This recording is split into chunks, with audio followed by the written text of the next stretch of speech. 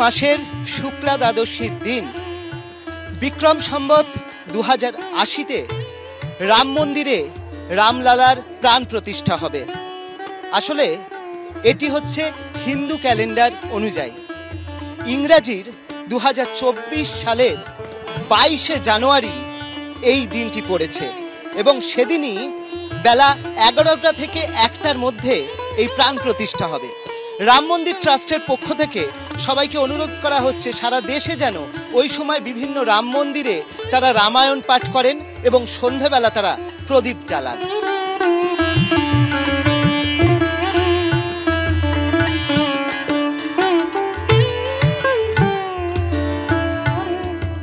মুখে দই ভাত লেগে আছে, তবুও খিলখিলিয়ে হেসেই চলেছে ছেলেটা। তুলসীদাসের রামায়ণে লেখা ভাজি চালে কিলকাত মুখ দধি ওদান ওল্টাই, তিনি রামলালা, তাঁর জন্যই মন্দির। এর পাশেই সরযূ। লোকমুখে সে কখনো বশিষ্ঠের পুত্রী, কখনো ভগবান বিষ্ণুর নেত্রজা। একদম রাম মন্দিরের সামনে রয়েছে আমরা, পশ্চিমবঙ্গ থেকে সরাসরি অযোধ্যায়। এবিপি আনন্দের পর্দায় দেখুন এক্সক্লুসিভ রাম মন্দিরের ছবি। গাঢ় কুয়াশা মাখা শীতের ভোরে সরযূ কিছুটা অস্পষ্ট, কিন্তু অস্পষ্ট নয় ইতিহাস। সরযূর চেয়েও দ্রুত বয়ে গেছে সময়। 22শে জানুয়ারি অযোধ্যায় উদ্বোধন হবে রাম মন্দিরের, প্রাণ প্রতিষ্ঠা হবে রামলালার।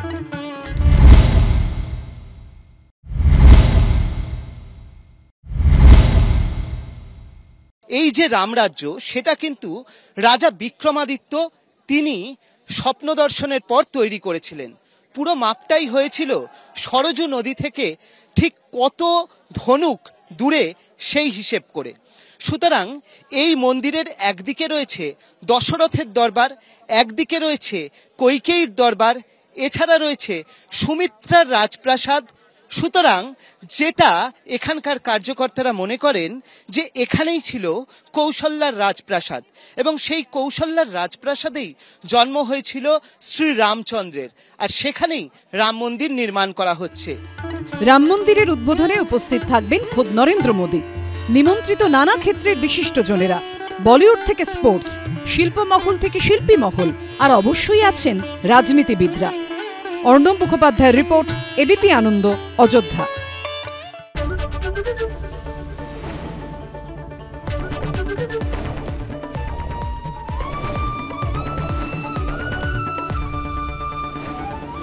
এবিপি আনন্দ এগিয়ে থাকে, এগিয়ে রাখে।